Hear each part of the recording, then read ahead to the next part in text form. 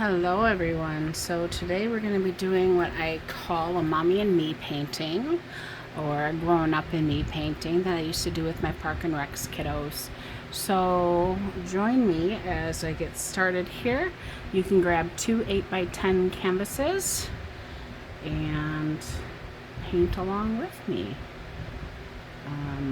In my studio or in my workshop, I would have these drawn on the paper already for people.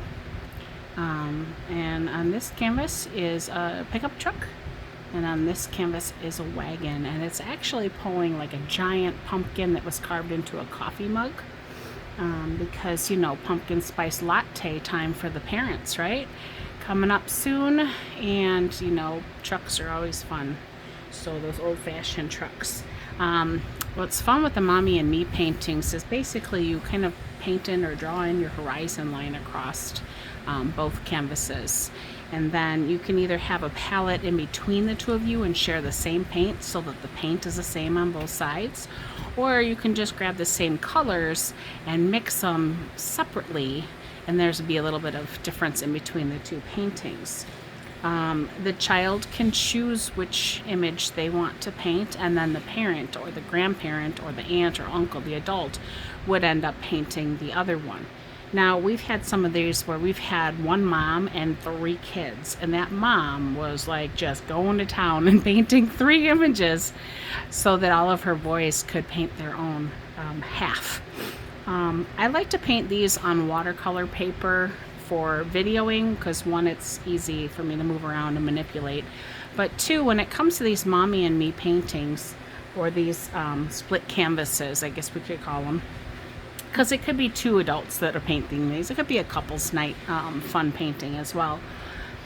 I like to be able to tape it down and just kind of have it in place, but when it's finished, I can remove it because I cut these down to 8x10 in size. They'll fit in any 8x10 frame, and then you can hang them on the wall next to each other as a diptych. So it's a two-part painting. The paintings are either all one but split down the center, or two very similar themes going on, and so that it creates what they call a diptych, or a triptych if there was three. So you can do this with any image that you want, but we're going to go ahead and get started. The first thing is to decide what colors we want to use. Do we want the sky to be kind of October-y sky where it might be a little gray or cloudy? Do we want it to be a bright fall sunny sky day? Do we want it to be a sunset in the background? Whatever you choose is fine. And then the foreground, I'm going to have kind of like a dirt road, like so they're kind of in the field, maybe getting this out, this big pumpkin out of the field, as if this carved coffee cup pumpkin grew right out of a field, because we're kids and we get to use our imaginations. No matter how old you are, you're still a child at heart. So let's go ahead and get started. Once again, like I said, pick the colors that you want. I think I'm going to go with a blue pickup truck, kind of a Caribbean or aqua color with some darker blue areas in it, and even maybe some brown to give it kind of a rusty look. And my wagon is just a wooden wagon over here, but I might also paint that kind of blue to match the pickup truck. And then I'm going to have the oranges in the pumpkin, of course, right? And blue and orange are complementary colors, so I know they're going to look good together. And then my background, like I said, I think I'll keep it a little bit more neutral today. So kind of just have that grayish purpley background and the grayish brown gravelly dirt road down here to keep it simple. But I've also kind of have a little sketch in here of maybe like a hill or some fields in the background. I'm not exactly sure how I'm going to go with this and which direction it'll take me. So just like I said, you can pause it and come on back once you have your colors. I like to use styrofoam plates because they're inexpensive. Everyone can find them. You can throw them away when you're done. But I also like to use things like the lid off of a gallon ice cream bucket, because it's plastic, which means I can peel off the paint once it's dry, and then I have a palette to use over again, so that I'm not just throwing things like styrofoam into the landfill. I can actually just reuse and repurpose something. If you have neither of those, but you have maybe some plastic wrap or some aluminum foil, go ahead and wrap up a plate or a piece of cardboard or something that you have at home, and then you can squirt onto that. If you were to put it on like a paper plate, or if you were to put it on cardboard, some of your paint will actually get absorbed into that cardboard surface or into that paper plate, and you'll end up having to put more paint on your canvas, or sorry, your palette here. So I'm going to pause you and figure out what colors I'm going to do. Alright, so I'm back. I have some paint on my palette, and I have a variety of brushes here to use. I always like to have a variety because if something doesn't work quite right, I've got another one handy. It's about the same size or the shape or whatever, that might work a little bit better. This one here is kind of stiff, so you know, getting it wet a little bit. That's about 3/4 of an inch. This is about an inch. I've got a small little detail brush here. I've got just about a 1/4 inch flat and a small round one. I have one that has an angle to it or a chisel to it, and then I just have a small, I think it was square at one time or maybe round, but the bristles got cut, I'm not sure. So again, I just have some random things. I have a pencil handy in case I want to make corrections to anything. And I'm going to go ahead and get started. Now I like to work from the background forward, so anything that is the sky or behind my pickup truck, behind my pumpkin over here, will be painted first. And because I want it to look cohesive, I'm actually going to be painting both of these at the same time. So I'm going to try to do this kind of quickly, because I also have a fan going over here because it's warm out and I don't want my paints to dry out too bad. Keep moving my camera here, so I'm trying to, oh, what happened there? Oh, I see. Camera there is trying to do weird things on me. Alright, so I have a large amount of white on my plate, a smaller amount of black. This is burnt umber here. This is pumpkin orange. This I think is like called latte mocha or something. Light mocha. This is that Caribbean color, cobalt hue. And the purple is purple iris. They're all apple barrel bottles that I have on my table here, but not all of them are apple barrel paints, because sometimes with like my whites, my blacks, some of the more popular reds, blues, the primary colors, I refill by the gallon with house paint. I like to buy the matte so that I know when it's dry it's not shiny anymore, but if you have gloss paint, it's perfectly fine to use. If you have a higher quality paint, awesome, go ahead and use it. Your painting will probably turn out better than mine. I also have a towel here to clean up my mess. I have quite a few of them actually, and I have some paper towel handy. I have a cup of water. This is what I like to call my purple paint cup, so I don't get that confused with whatever I might be drinking. And today I'm not drinking anything, but I might grab a bottle of water before the day is out. We shall see. Forgive me if any neighbors kind of go by and start talking to me. I'll try to pause it if that happens, and or my husband comes out, or if my dog decides to start barking crazy, chasing after chipmunks and squirrels, because that's what she likes to do. So, okay, once again, I'm going to go ahead and grab my 1-inch brush. I'm going to get it wet, just kind of wring it around in there. I'm going to just squeegee it off because my water is clear, so I'm taking my fingers and just pressing it out. Then I'm going to take my rag and just kind of dry that off.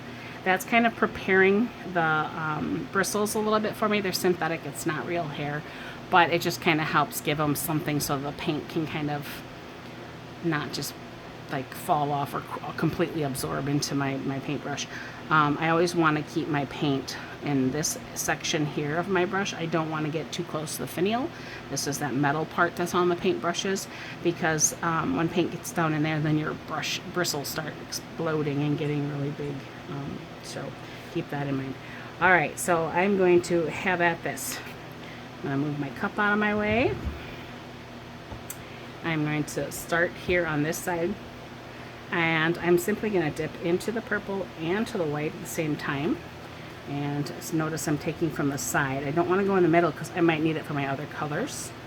And I'm just going to kind of start painting that background area. I'm going to just the tip into black right there. Maybe kind of get some of that in there and go back into my white. Because I kind of, like I said, I want that kind of grayish purple sky. And right now it's very purple. because I had quite a bit on there. So I'm going to keep dipping into my white as I go, and I'm going to kind of paint it however painterly my brush wants to take me. I grabbed a little bit more black and some more white. I can do little X's and swoosh it back and forth. I'm going to keep grabbing more white as I'm doing this because I have, you see the color difference here. I already have the purple and the black in my paintbrush and on the canvas, so it's just really pushing things around here.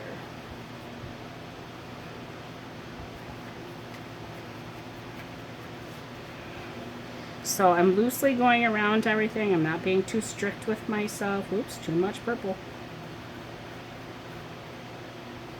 Because in some of these areas, like I said, I might put something else in it. So I'm just getting somewhat close to the truck, but I'm not worried about getting right up close to the truck. I'm going to continue over here. I'm going to end up going over my smoke, my steam that's coming up out of my pumpkin, but I'm okay with that. I'll end up putting that back in later on its own. Alright, bringing that purple right on down to around the pumpkins, best I can get, down to my horizon line in all directions in between my pumpkin there. Again, I'm not being like super tight, super restrictive with my strokes yet. I would do that with a much smaller brush to paint around areas. But I kind of want it to look like it's more of a stormy, cloudy, like we better hurry up and get home and enjoy our latte type of a look here. So this area might be a little darker over here, and maybe it's going to get a little lighter over here because maybe the storm is rolling in from this side. We'll see. Get it up right against the tape really well so that when I remove that tape, you have a nice crisp line that's completely covered in paint. Alright. Now I'm going to toss this brush in my purple paint cup. I'm going to grab a 1/4 inch brush and I'm going to come into those same, now I could have gotten this brush white, it would have made my life a lot easier, but I forgot to. And grab some of those colors, fill my brush with it, and now still kind of with that same painterly stroke, but yet a little bit more controlled because I'm trying to go around.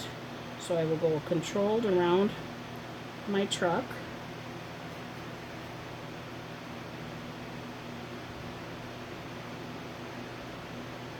I got a little dark and a little too black, so I don't want to outline, so we're just going to kind of go over that again. And then blend it in with the background. See, the reason you do this pretty quick, especially with acrylics, is because they dry quickly. And if you ever watch Bob Ross and you have that joy of painting, he used oil paints, and oil paints take a long time to dry. So you can do some wonderful, wonderful techniques with them. I never actually got into oil paintings very much. We did it in college, but I was not a huge fan of the oil paintings. Medium. Not my favorite. Alright. Nice down here around my cup. Again, I'm going into the black and the purple and the white. And I'm going to just kind of outline that real quickly. And then grab a little bit more white, just kind of blend it on in.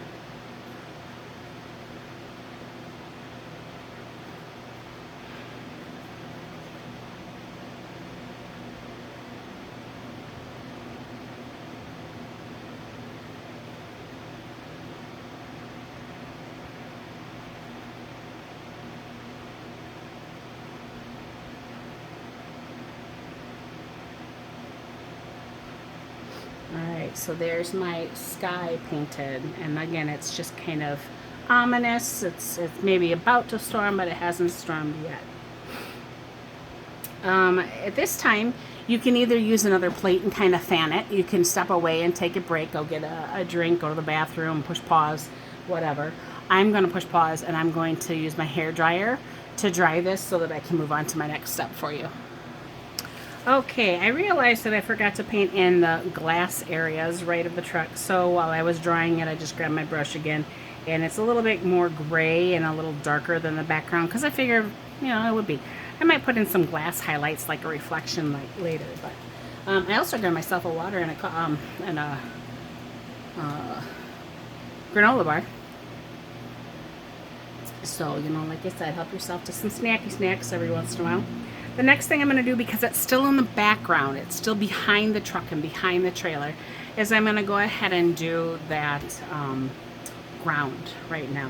And the ground, I kind of want brown, but I kind of want gray, like it's a dirt color. Some ground, some areas of the country, like if you're in an area with a lot of red clay, by all means, make it a little bit more of a reddish brown or something. If you're in an area where, maybe it's snowing in October, because sometimes it does that here, and you want to make it kind of a snowy look under there, you can do that as well. So I'm going to go ahead and grab my paints here. I'm going to rinse out my little brush because this one, there's not a lot of big area to go around, so I'm just going to kind of rinse out and dry off my brush real quick. I don't want a lot of water in it, and I don't want it to be drippy. And then I'm just going to kind of go between these two colors to start with. We'll see what that looks like. And just kind of, I think I'm going to do small strokes here and kind of switch it up. And then I might actually go into a little bit of brown and the white and the black sometimes too. And just see what that looks like. And I'm going to go around everything. Like I said, I'm going to go more white here, this lighter brown back here. I'm going to trace around my truck.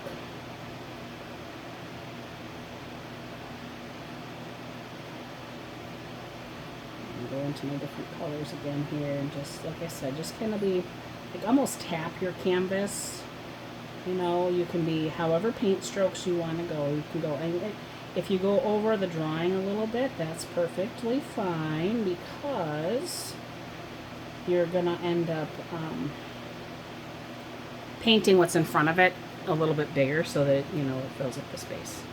I'm going to my lighter color again. We're going to throw these strokes down underneath here. I feel like, we'd be a little darker, but I also want to lighten it up slightly, so I'm just going to kind of keep going back and forth with all my browns until I find something that I like, where I feel like, hey, I really like the way that looks. I'm going to go around my hub with this. It would be black up here, but just so we can get some color there right now. I'm just going to, again, very painterly, a little dirt around our tires. Painting kind of on the quick side again, like I said.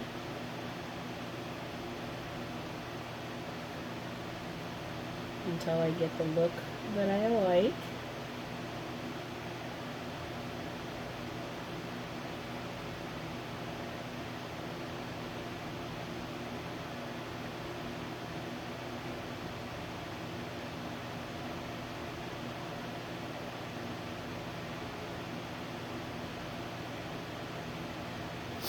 You can see when I'm going into my palette that I'm grabbing a little black sometimes, and I'm grabbing all their colors there as well. Some of the darker brown again. Again, just going around that quickly will clean it up and make it look better later. We're going to do behind the truck back here.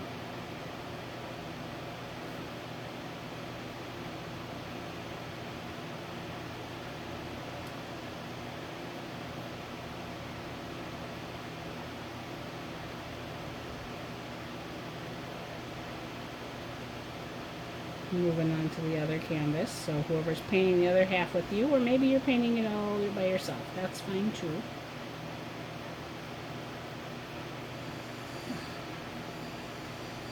I'm going to grab both colors on my brush and use it all at one time. Like I started talking with Bob Ross, he was painting wet on wet, so he could easily go back and forth without having to paint so quickly. But if you ever watched his show, you saw that he painted quickly anyway. He painted a full painting within a half hour or an hour time slot on PBS. And you can now watch those episodes on some streaming devices. I forget which ones, but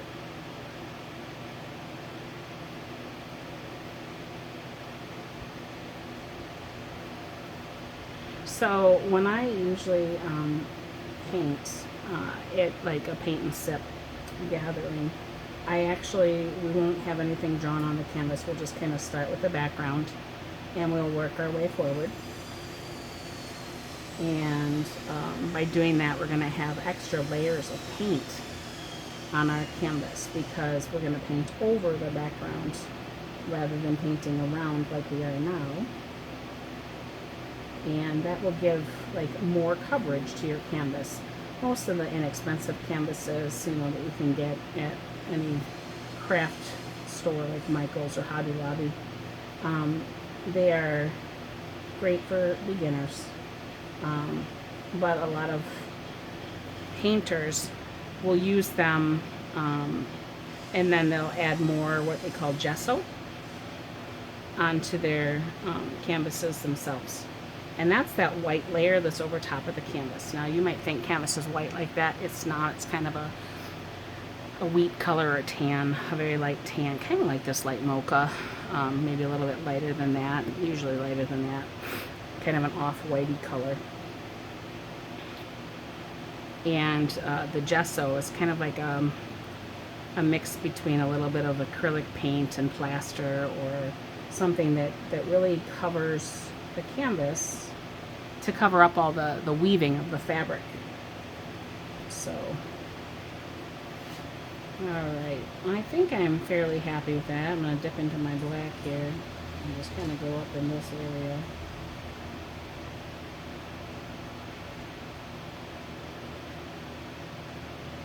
I'll do that over here as well. Because again, I feel like it would be fairly dark. A little white, make it more gray. You might add a little blue to it later, I don't know, like as a hubcap or something over the top of it so that you wouldn't be able to see the underneath. We'll decide that when we get to that point. If I have any globby gloops like that was just over here, you notice I just took my finger and kind of wiped it off. You can use your paintbrush, you can leave it and have texture on your paintings if you like. I'm going to go ahead and get some more of this light in here. And maybe I'm going to try to throw in a little orange into it and see if I like that. So in some of these areas, I just, like I said, I kind of want it, I don't know, a little more painterly, a little more Van Gogh-esque, where you see like the different strokes and the different colors in the paintings, and it's not just so realistic.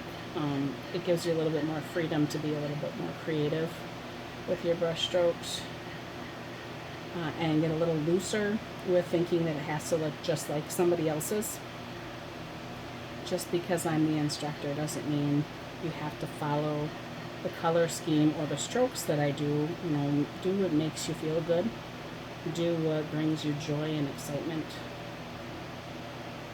Do what speaks to you. As the therapists or experts might say, do what speaks to you. I don't know, is that what they say? Is that what they say, or am I making it up? I'm probably making stuff up.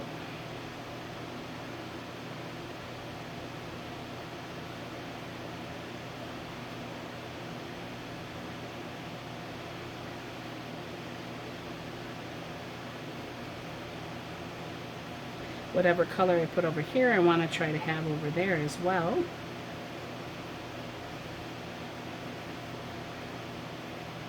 Now what I'm doing here, this would be considered like a dry brush technique. So you really don't have a lot of paint on your brush, and you just kind of go back and forth and see, wipe off what is on your brush onto the canvas. All right, so we have two very different techniques we have going on up here. This was kind of just wispy, like we have some movement and some clouds. Maybe the wind is storming, like a storm is brewing up. And down here, you know, there's not as much movement, but because it's streaky like it is, you know, with the different splashes of color, it does kind of look like he's driving away, like you're kind of catching that view that way. I'm going to toss this in my cup. I'm going to pause the video and dry this off, and I'll be right back. Okay, I'm back. So what we have now is we still have to move forward, right? What's going to be forward? Well, the truck is next, or the latte pumpkin cup, right? So we can do those. And then the wagon is in front of that, and the tire is in front of that. So like any of this is kind of middle ground here, because it's, you know, not this side of the truck is, you know, the middle of the truck is where the hitch would be, right? So that doesn't matter too much. We've got the background painted, and now the main thing is another thing to consider with your color choices, maybe for a future painting. Maybe you like the way this is one going right now, but when you're done, you're like, it's just missing something. When you think about colors, there's a warm color and there's a cool color of every color. So there's this blue, right? This cobalt hue. This is a cool color. If you wanted it to be a warmer color, it would have like a little bit of a red tinge to it. So it wouldn't be purple, but it would just feel warmer. So even in cool colors, like blue is a cool color, right? It's something that we think of ice, we think of water, we think of, you know, a cool air breeze as being kind of blue. And things like fire, you know, we think of red and orange and yellow. Those are warm colors. But within those warm hues, colors, pigments, you can have different variations of a warm yellow or a cool yellow. A cool yellow would probably have a little bit more of that blue and give it a little bit of a greenish tone to it, but it wouldn't look green. It would look yellow to you. But if you put two yellows next to each other, one that's warm and one that's cool, the warm one is going to pop forward and the cool one is going to go back. So anything in the background, if you can keep as a cooler color, it's going to look more natural. Next time you're driving down the road, take a look at the fields next to you if you live in a country like I do, or if you're on a road trip. And look at the farm fields. I've got soybeans and corn around me, right? Or if I'm looking past that and going to the tree line, the things that are darker, the darker green, the cooler colors of the pine trees and stuff, the things that look like it's pushed back aren't really black. They're not really a darker green. It's like, it just, our eye kind of perceives things differently. It's a little bit cooler. And the brighter things come forward. So like it looks like you have yellow or a bright green on the outsides of those tree leaves and stuff, because that pops forward. So the cool colors push back in the background and the warmer colors come forward. So keep that in mind as well when you're painting. If you want something to look further away, stick with a little more of those cooler colors, even if you're painting something like a face, right? And you have, like I have a lion's face over there. The cooler colors of the same like skin tone or fur tone for the lion. If I have one shade that's cooler and one shade that's warmer on the nose, all of a sudden it's going to look like that nose has form and it's popping off of the page, rather than just being flat and kind of blah. So there's my little art teaching lesson for you. All right, so I've got my purple paint cup. I like to swish things around at the bottom, get all that paint out of there. Then I bring it up a little bit and I kind of smack it on the inside of the glass. Then I take it to my rag or my paper towel and dry it off. Same with the bigger brush, right? You just can't smack it quite as hard or, you know, as vigorously, because you might get paint all over your pictures. You don't want that. And again, grabbing my brush and drying it off. We don't want to leave our brushes in the water for too long, because it wears things down over time. Most brushes, the handles are wood. This one happens to be plastic. But the wood, you know, because wood and water, you know, it swells and then it shrinks and whatever. It can loosen up. Sorry about that. It can loosen up the finial from the handle or even the bristles. And the plastic ones here are great, but they're flexible and people break them all the time. So just keep those things in mind. And also, if the brush is sitting in a cup like this, it starts to weigh on itself. So the bristles start to do this. They start to bend, and then you'll always have kind of a wonky one. It's more so important with like the finer brushes, the smaller brushes, this like this. So then after you get them out of, and when you're done, you rinse them off, you wash them with soapy, warm water, not hot. You get all the paint out of them. Just kind of take your fingers and reshape them in the shape that they originally came in. And then try to lay them flat to dry. Or if you have a clip and you can hang them so they're upside down like this and all the water comes out of the brush, that's the best way to do it. But laying them flat on the surface is great too. Back to the painting. Truck, we're going with the blues. So I'm just going to jump in here. There's my paint. I'm going to have a seat. Hopefully my dog won't be barking again, but you never know. I'm going to grab this blue and I'm just going to go ahead and start. So again, when I start painting here, I'm just going to outline where my truck is. I'm going to go over the areas a little bit bigger than what they were left because I removed some of that by putting in the background. Right? I kind of painted over my truck with the background colors. So now I'm just going to fix that.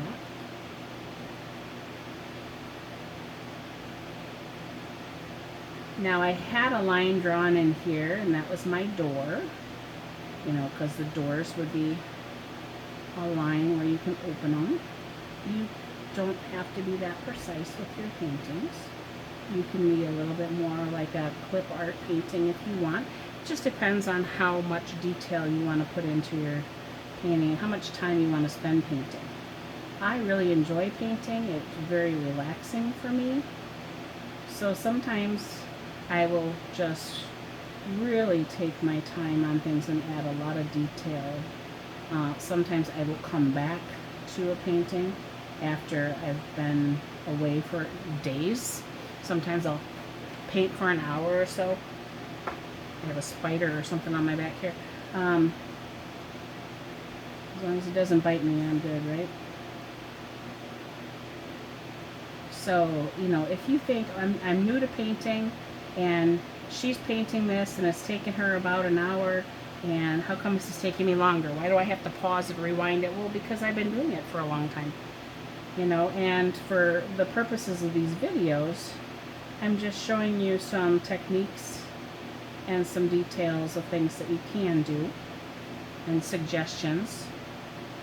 Sometimes in some of my videos I will actually show you how to draw the image, not with pencil on the canvas, but actually while you're painting it. So we'll break it down into very specific shapes, like, okay, the truck starts with a big rectangle here, so I'm going to paint the big rectangle first. And by rectangle I mean this right here is a big rectangle, right? So I would paint that in there first so that you could see the shape of the truck, and then we would kind of tweak it and go around things after that. Okay, this bug here, something is starting to get to me now. Alright, back to this. I have a screen on my door to keep the bugs out, but they don't like to always stay out, so. The garage door, because my studio is my garage. All year now, I don't really have a garage anymore. It's just my studio space. So if you ever are in the area and you want to come out to my studio, just, you know, contact me via Facebook or Instagram, or you can find my phone number online for my business here. So you're more than welcome to stop out and see what's happening in the studio, or schedule a time to come out and actually create something with me as well. You can create parties. You know, I'll come out and do like birthday parties. We can do bachelorette parties. We can do business team building type events. We can do crafts. We can do so much more than painting. So don't think that just because I'm painting here on these videos that we can't do something else. Or that, you know, hey, we've already done all the paintings, we don't want to paint anymore, we're tired of paintings, then by all means, let's pick a different project. We do clay here at the studio, so I've got potter's wheels, and we do some wood burning here at the studio. We do building of projects. So when I say building of projects, like if you wanted to make a podium for your classroom, if you're a teacher, I had a teacher come out, she made a podium. We don't have plans for things, we just kind of wing it. And it becomes what it becomes, and it is what it is, and it always seems to work out. That way you get to kind of experience what it's like to, you know, make something with your own two hands, with us here guiding along the way. When I say us, it's usually just me, but sometimes my husband is here and helping out as well. All right, this color I'm going to take on over here, and we're going to do the trailer, maybe just what would be like the metal in that color. And then I'll come back through with a different darker color for some of the details. I'm going to go over that tire just so I don't have to be so neat with it, because this brush is on a bigger side. And again over here, because I can paint the tire back in. And I'm going to say I got a metal side right here, and I've got a piece of metal coming up here. This is like the corner of my trailer. I'm going to switch to a smaller paintbrush now because this guy has gotten too big. It still feels like that spider's getting me behind me, and it's a jumping spider thing. So I'm going to paint in this little section here. That's the corner as well. This is the bottom. I'll paint in the arm of the trailer. And again, I'm going over my tape here. I'm going to go over my bumper a little bit there too.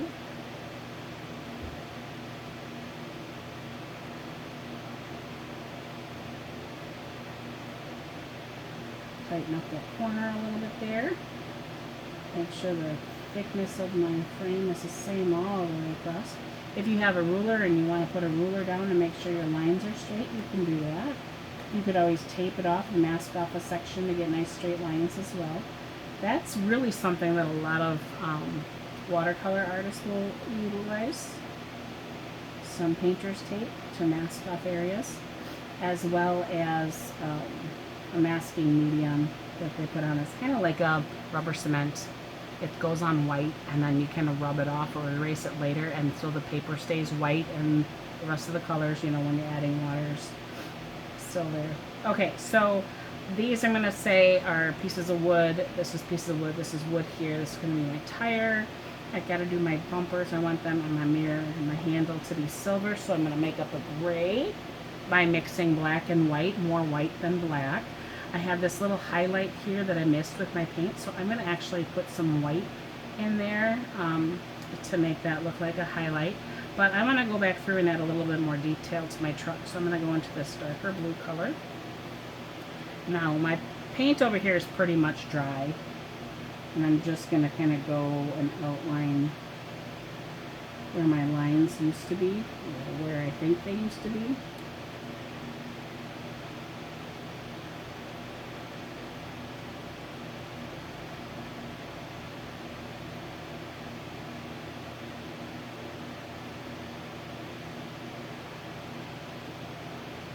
I'm going to go back into that light blue as well and just kind of go right next to it on the outside there.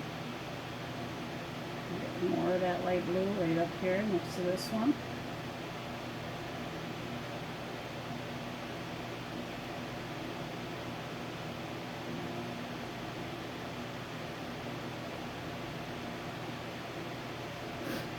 Alright, more of that light blue, kind of cover up some of this. It's got a little big and crazy on me here, but that's okay. And this is kind of where you can have fun with it, right? This could be like, maybe you repainted the truck because it got dirty. Maybe it's just, you know, like just looks a little darker here because there's a shadow or something on it. You just kind of make it up as you go. But if you are wanting to be more realistic with your paintings, think about the shadows where they would really fall on a piece. and that'll help increase your realistic abilities, your realism painting, and help make it look a little bit more realistic rather than so flat. Alright. Whoop. I thought I hit my dog, but I didn't. Okay, a little bit of that blue kind of around the bumper here. Maybe around here, because remember I said maybe I'll put a little blue in there so it looks like it's the bottom of the truck rather than just black shadow.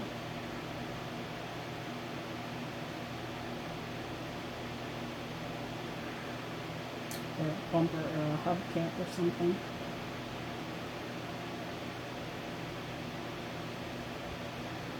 I feel like the under of the body would probably be, you know, silver or whatever metal that they use to make the truck, but it's perfectly okay to kind of have some fun with it and make it how you want. I could say like the back here's add a little paint. There's a line here where the back of the pickup truck is separate from the front of the vehicle.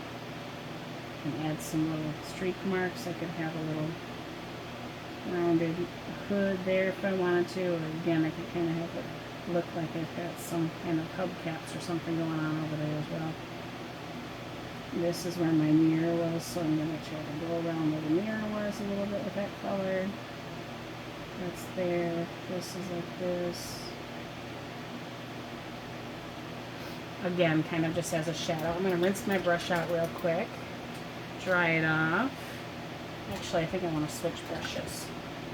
So I'm going to grab that bigger one, dry it off, and I'm just going to go into my blue mixture here, grab a little bit of both.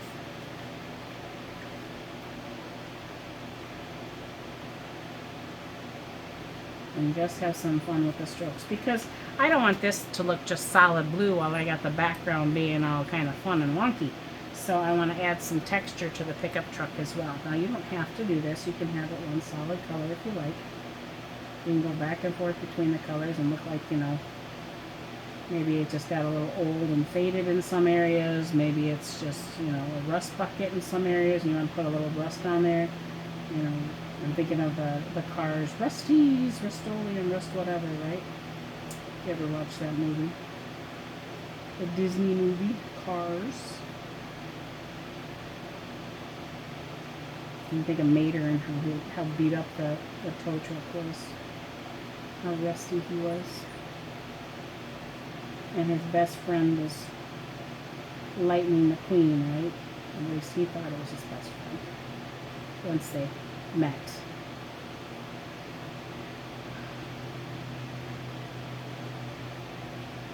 And again, there's a handle here somewhere, so we gotta make sure we put that back in.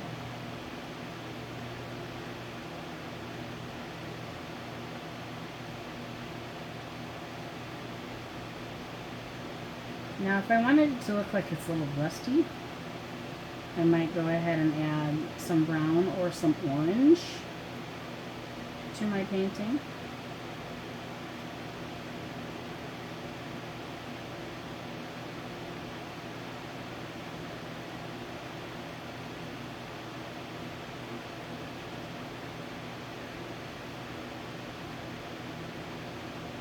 So if I was to grab a little of that orange and put it over the blue in spots, like maybe around where the door frame would be, it'll kind of start to look like it's rusting a little.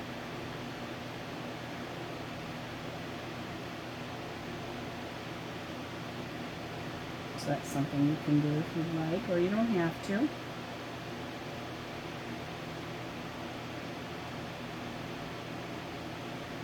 You could also do it with that brown color as well. A little bit of that color from down here up into our truck.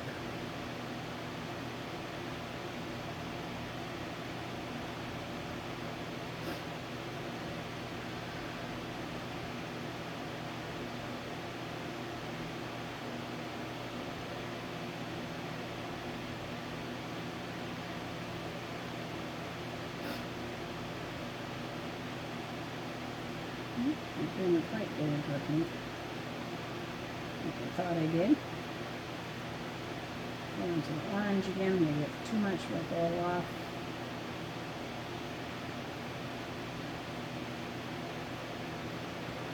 Again, because orange and blue are complementary colors, they end up making kind of browns. So that's why you're kind of getting that rust look by putting a little orange on there.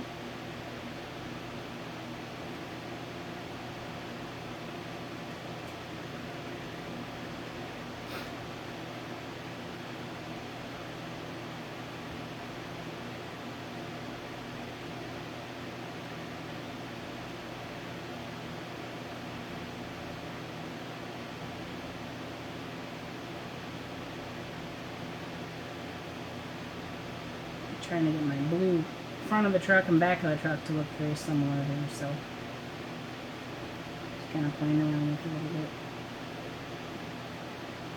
I might have to bring more of that liner brush back in to kind of define my areas again, so let's go in here and grab that out of my paint cup, dry it off, bring it back to that point. I'm going to go into this blue mixture. And just put a little, just in a few areas so you can see where that truck was supposed to, the door was supposed to be. Doesn't have to be a complete line, because sometimes, you know, it would fade into the truck. You wouldn't really be able to see the whole thing. You can put a little shadow around where the handle's going to go here.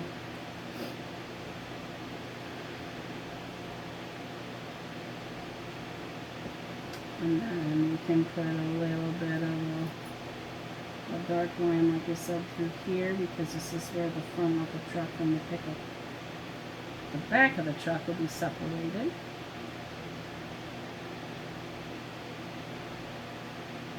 And grab a little bit of that darker brown I just put on my brush and kind of get in some areas a little darker, maybe like, you know, there's a little bit more rust in some of those areas.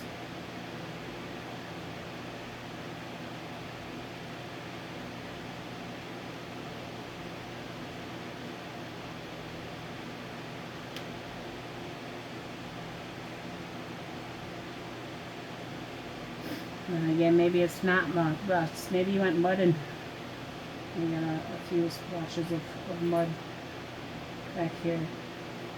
And then go with that lighter color too, and put some of that. Boom. Now the truck is, truly looks like it's been out in the field grabbing that coffee. We got a little bit up here as well, right? You could throw a little back here, it's a little dirty. Truck went mudding. Alright. I'm just going to rinse out my brushes again. I grab that small one. We're going to make up a little gray. A little bit of black. A lot of white. To make that chrome color.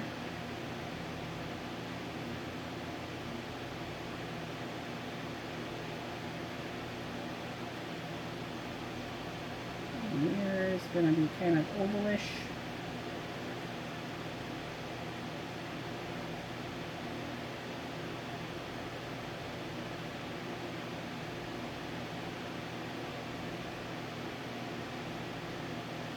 Might need to go back into the black a little bit so that I can have some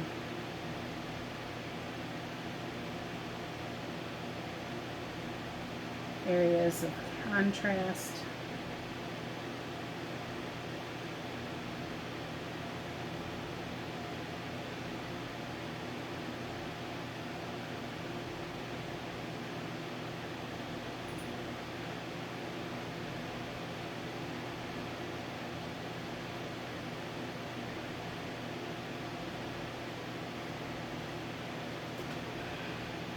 Alright, now because I have the black on my brush, we're going to do the tires.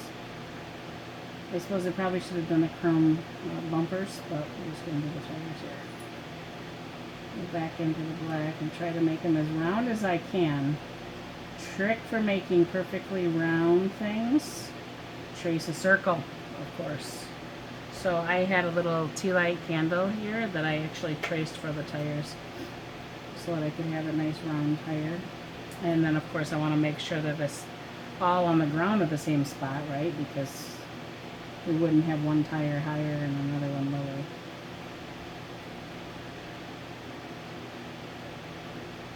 And again, I have some white left in my brush, so it's kind of making some gray or dark gray on my tire, which is perfect because tires aren't perfectly black, especially if they've been out in the mud. And go ahead and put a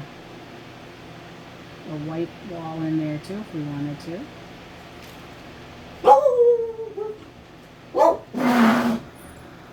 Sorry about that, my dog decided to bark at the neighbors.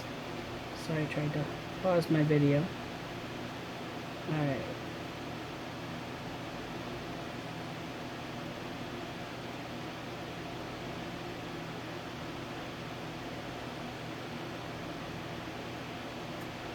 And over here to the sky. I feel like the last part of my tire here is getting a little bigger than the other one. That's a possibility, it happens. And that's okay.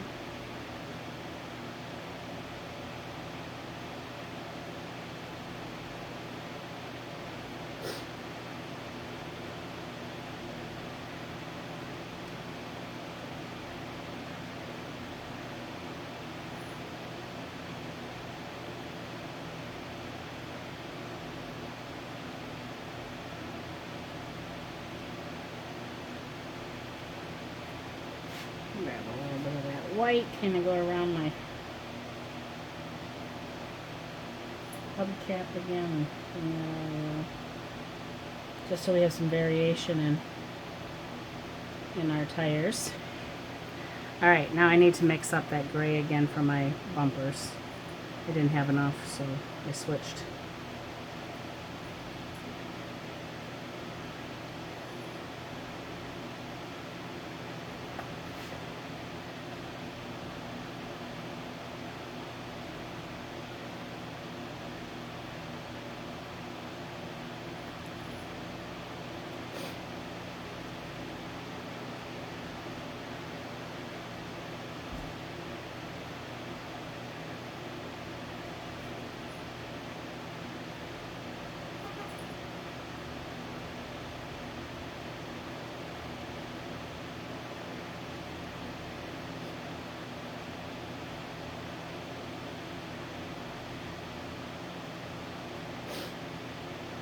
Alright, we can do our hubcaps in that silver color as well. Unless your hubcaps or rims have something else on, you do you. Have fun with it. Maybe you want them to be bright red. By all means, make them bright red. Maybe you want them to be orange to match your pumpkin. Make them orange.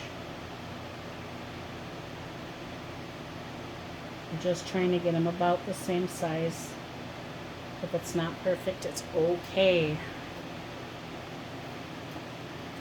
Rinse out my brush because I have a lot of paint on there. I'm going to come into some of this darker gray that I made here and just add a little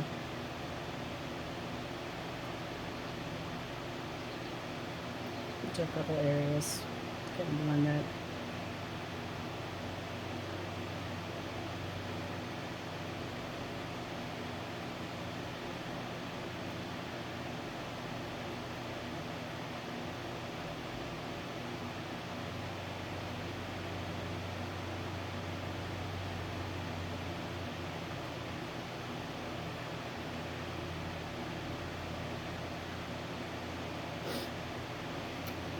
And remember I said I wanted to put a little of that white up here on my window.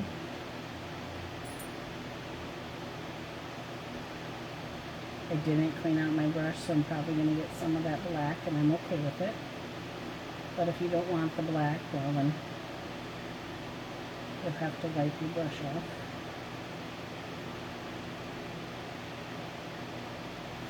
It's kind of like a reflective little, I don't know if that's really what they would look like because I haven't looked at a truck like that. Let's see, a little bit of that darker blue color up here where the hood might be, so I'm going to draw a line in here.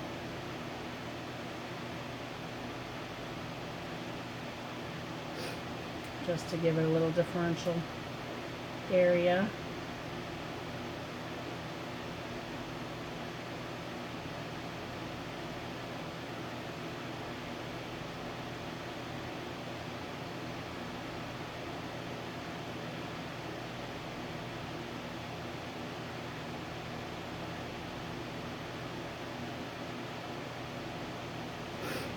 All right. Oh, I forgot we need a handle to get in our truck, right?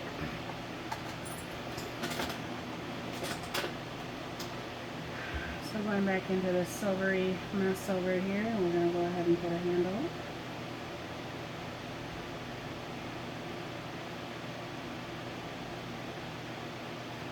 Maybe a little bit more of that darker gray.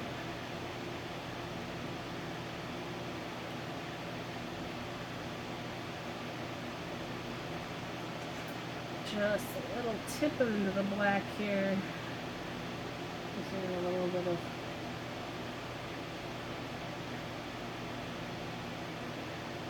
some sort of detail in there. Again, I'm just having fun with it. Okay, and my bolts, we're gonna make them black. I like to think of like 5 of them, or you could do 4. To make the bolts to keep your tires on. You can even have that middle dot in there as well. That's where your axle will go, right?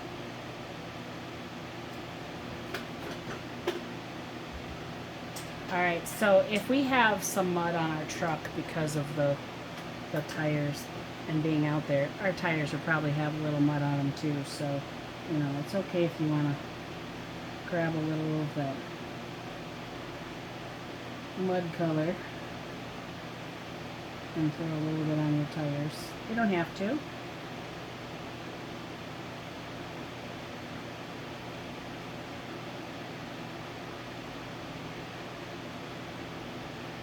You can leave them as pristine and clean as you want to.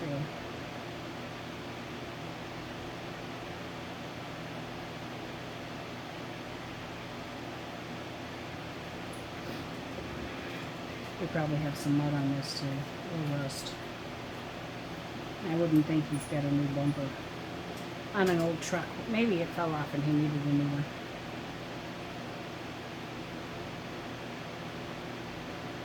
Alright, going over here to this guy. So this is done if I want it to be. Now, if you're doing this with your kids or spouse or whatever, have fun with it. So maybe you want some pumpkins in the back of the pickup truck. You can go ahead and paint some pumpkins back there. Maybe you went to a sunflower field and picked sunflowers. Put some sunflowers in there. Keep it some bright, bold colors, so red, orange, yellow colors back there to be contrasting the kind of very muted dark colors that we have going on in here already. So shifting gears here, I'm trying to move some of my stuff out of the way. Moving it this way so a little bit more of it's in photo.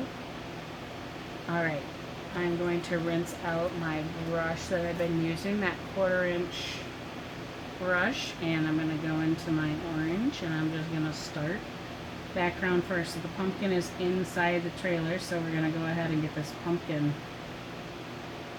coffee cup filled in.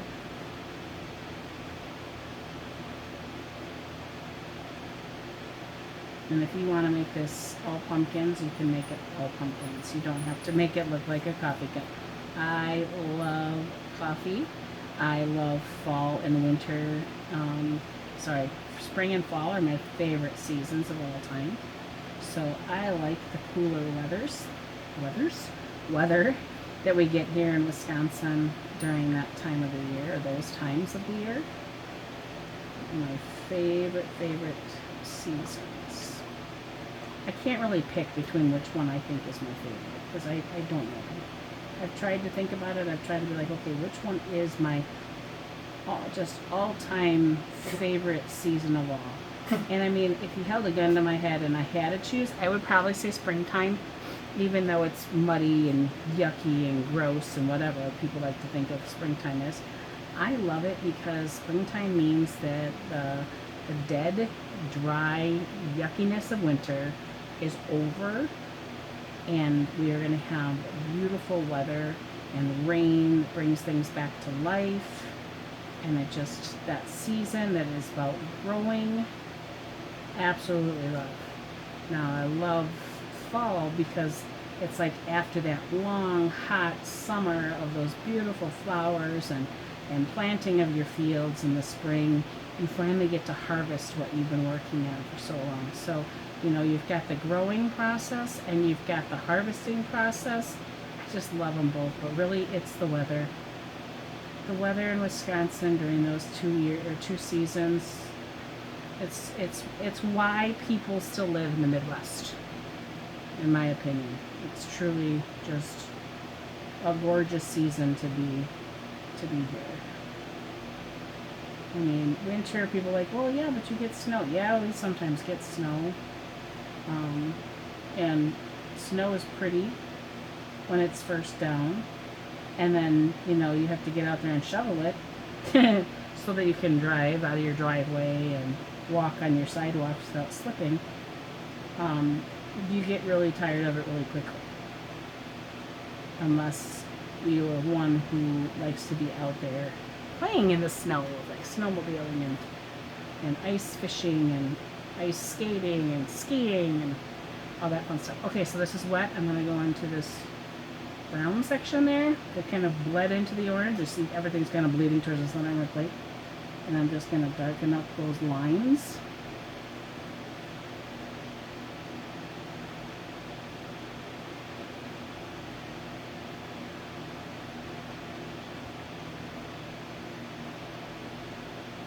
So it's not so bright pumpkiny orange. It looks like it just came out of the field. We've got a little muddy mud going on there, but we also have, you know, the creases that actually would fall back within our pumpkin. Now I'm giving it a second coat. You might have to, with a canvas, wait for it to dry a little bit, hit it with a hair dryer, fan your plate, get your arm workout in before you do a second set or a second coat, because otherwise it'll just push the stuff around. I do want to get up and run over to my paints and grab a lighter orange. Maybe I'll just mix it up with this tan here and kind of put it in like the center, so it'd be like the highlight area. And then I'm going to go in with my finer brush and grab that darker color again and make sure that it goes all the way up to the, and then a little kind of more loose with my stroke, not like so whole line, outline type. It's okay if I miss some sections. This is just like that area that would be the creases that are a little bit darker in the pumpkin because they fall back.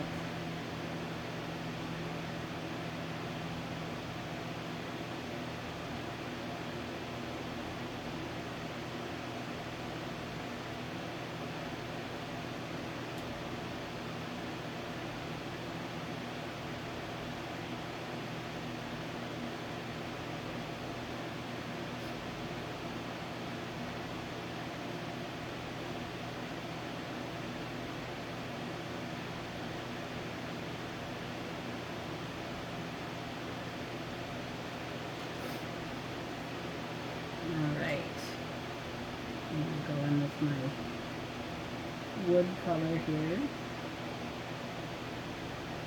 and paint inside my trailer. Probably be a little bit darker.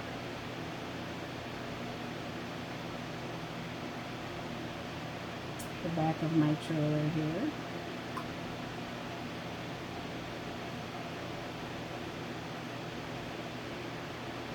Now, in order for it to stand out from the background, I'm going to have to change things up a little bit. I might add a little bit of white to my light brown over here to make it a lighter wood color, or maybe I'll paint it orange or something else. I don't know.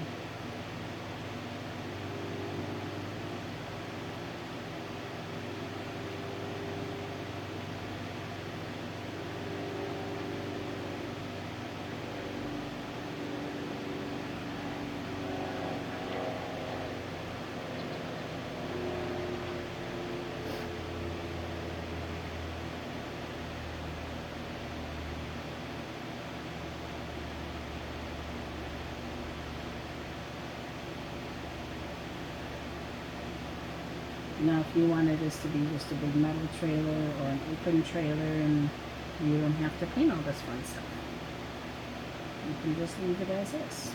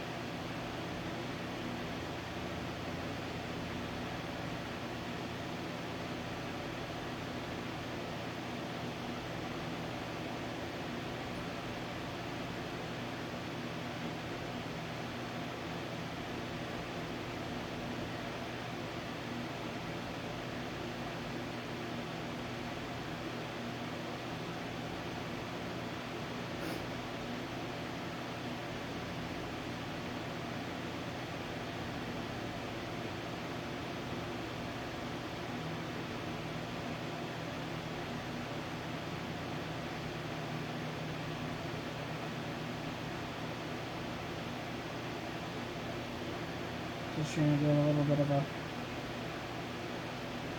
So it looks like a hitch or something is actually attached to the trailer, not just a pole.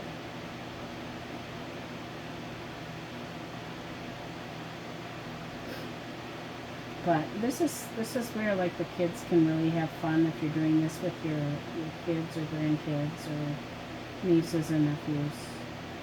And just let them paint it however they want to paint it. Don't try to tell them they're not doing it right, because you really want to encourage their creativity. There is no wrong way to create art. I know a lot of artists would disagree with me, but I'm speaking as a teacher and somebody who wants to get the kids to enjoy what they're doing and continue to thrive and do things in art. So I would be more encouraging and less, you know, like, hey, no, you're not doing it properly or whatever. And a lot of parents, when they're doing like paint and sips and they're coming to an event and they're paying for my services, they want the kids to be perfect. They want the kids to look like my example. And I'm sorry, but even the adults aren't going to paint the same as my example. So why would you hold your kids up to such a high standard?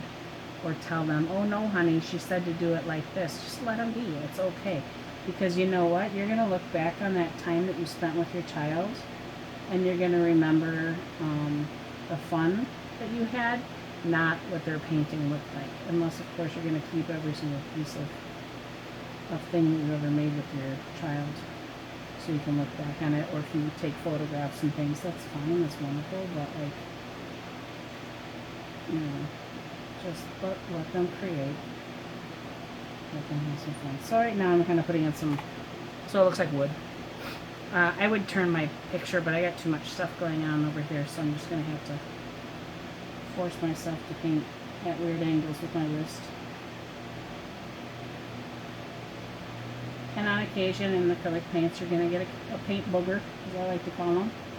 And that's just because the acrylics is a plastic, and as it dries it turns back into a plastic, and that's what you end up with. Alright, I'm going to grab a bigger brush because this is taking forever. And I like to have these done within an hour for people. And they can pause them if they want to, but I hate the idea of you guys having to take so long on something if you've not have the desire to take so long on something. I'm going to paint over my tire again, not really caring too much. I will go over it with black, so I'm just trying to get that. This is what I did in the background, remember, we just kind of went over it quickly, and then whatever's in front of it, you paint on later, and you can fix your boo-boos. So, this is a lot more freeing than trying to paint everything just so you have the base color on there, you feel like you've done more. So forgive me for getting lost in my details too soon. Now I'll come back in and I'll add those details back in.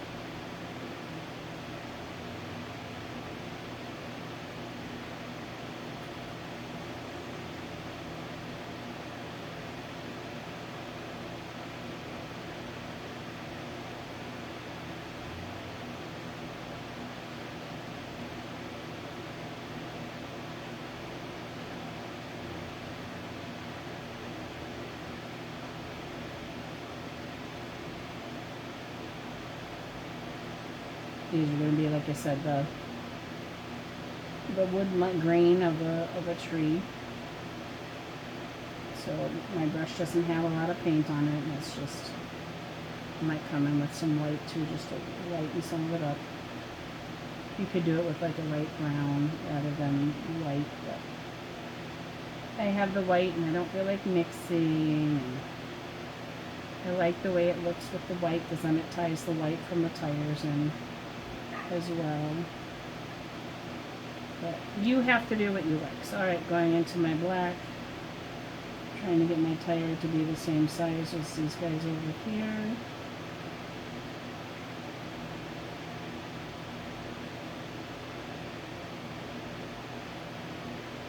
But knowing the trailer tire usually has a skinnier black part and a fatter center. I don't know why. Maybe it has something to do with the weight. Maybe it's because they're cheaper. I don't know.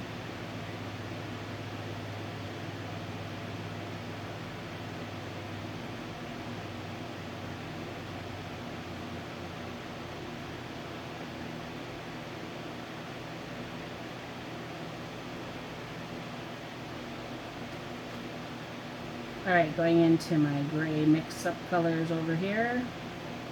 I'm going to go ahead and put some of that through there, and gray in the center.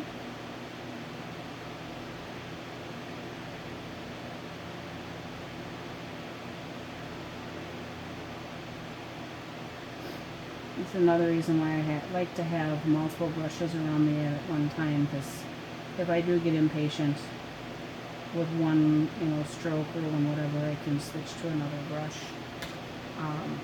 A bigger brush or a smaller brush whenever I need to. I think I'm going to make these blue like those instead. I was thinking about having them like just wood, but I think I like the idea of leaving them kind of that blue trailer color. The big blob of paint there on my brush.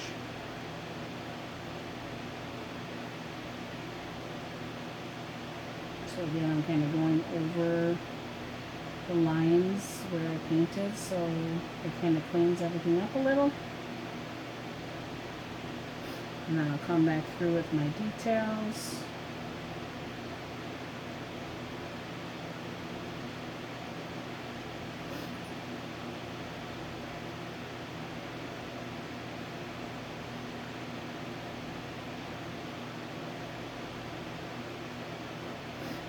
And then I'll put some,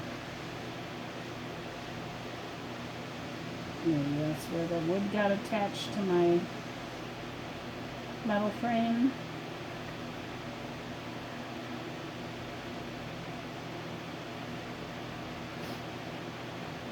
Let's get some bolts. Let's just do 4 on this guy.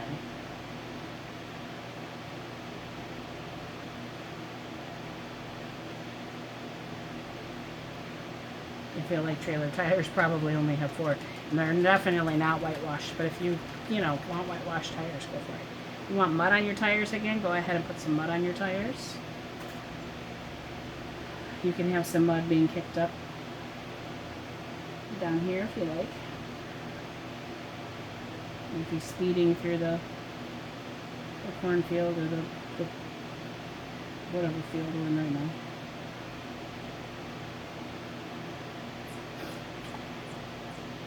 You can do that up here too, because maybe, they're not just spinning over here.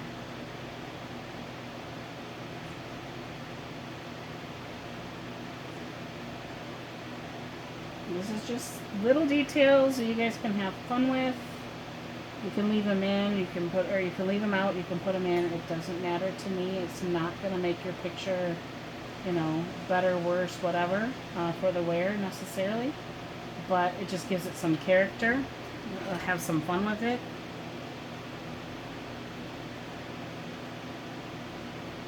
See a little light right there, so I'll make that a little darker. Is there anything else I want to do? Yes. I want to finish my pumpkin over here. It looks like I got some blue in it. That's okay. I'll probably put some more color into it anyway. Alright. So my pumpkin, we want to add some more detail. I'm going to come in here with that brown. I'll kind of outline that. This will give it more kind of that shadowy look. Make it look more three-dimensional. I'm going to come into both of the brown and the orange right now on my brush. That's too much paint on my brush. Let's try to wipe some of that off. Maybe you want a finger paint right now, go for it.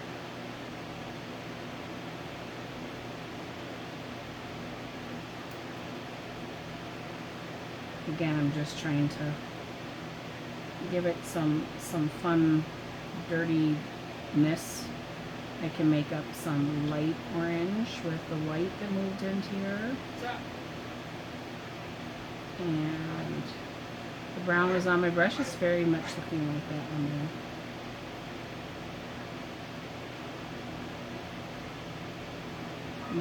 I'm not loving this. I kind of want to go back to my orange, but this is where you learn. This is where you experiment.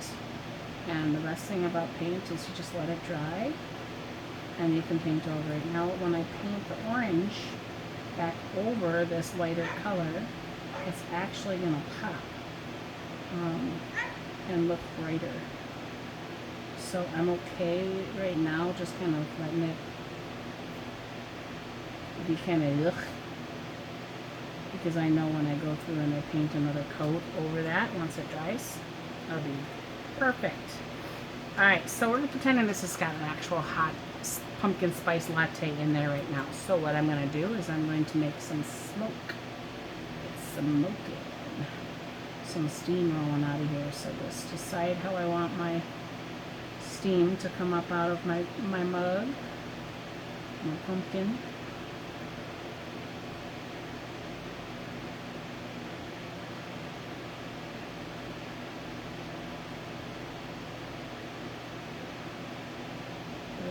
Darker gray going on there too, so they stand out a little bit more. I've got a light reflecting on my piece right now, so I can't really see what this is looking like.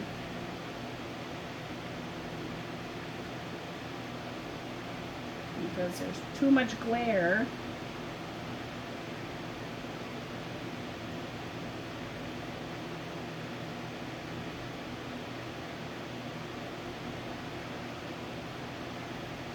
I'm going to let that dry. It would probably be coming off all areas, but we're just going to go with that. I'm going to hit it with my hair dryer real quick, and then I'll throw another layer on for y'all.